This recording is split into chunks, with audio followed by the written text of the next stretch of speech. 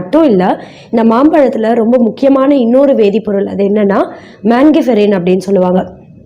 இந்த வேதிப்பொருள் என்ன செய்யும்னு கேட்டிங்கன்னா, நம்ம உடம்புல புற்றுநோய் செல்லோட வளர்ச்சியெல்லாம் தூண்டக்கூடிய ஃப்ரீ ரேடிக்கல்ஸ் எல்லாத்தையும் எதிர்த்து போராடும். இதனால எந்த ஒரு வகை புற்றுநோயுமே ஏற்படாமல் தடுக்க முடியும். ரொம்ப குறிப்பாக குடல் புற்றுநோய், கூடவே பெண்களுக்கு ஏற்படக்கூடிய மார்பக புற்றுநோய், இது ஏற்படக்கூடிய வாய்ப்பை ரொம்ப ரொம்ப கம்மி பண்ணிடும்னு ஒரு ஆய்வில் சொல்லியிருக்காங்க.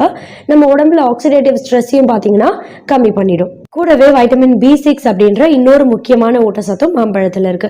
இந்த வைட்டமின் B6 அப்படின்றது என்ன செய்யும்னா, நம்ம உடம்புல செரோட்டோனின் உற்பத்தியை சீராக வைக்கும். இதனால பார்த்தீங்கன்னா மன அழுத்தம், அதாவது எவ்வளோ ஒரு ஸ்ட்ரெஸ்ஸாக இருந்தாலும் சரி, இல்லை டிப்ரெஷன் அப்படி இல்லைன்னா ஒரு சிலருக்கு தூக்கமின்மை பிரச்சனை இருக்கும் இல்லையா, இது எல்லாத்தையுமே சரி பண்ணிடும். ஒரு சிலருக்கு படுத்தா சரியா தூக்கம் வராது, இன்னும் சிலர் தூங்கிடுவாங்க, ஆனால் தூக்கத்தில் நடுநடுவில் விழிப்பு வந்துடும். இந்த தூக்கமின்மை பிரச்சனை எல்லாத்தையுமே சரி பண்ணக்கூடிய தன்மையும் மாம்பழத்தில் அதிக அளவில் இருக்கு. தொடர்ந்து மாம்பழம்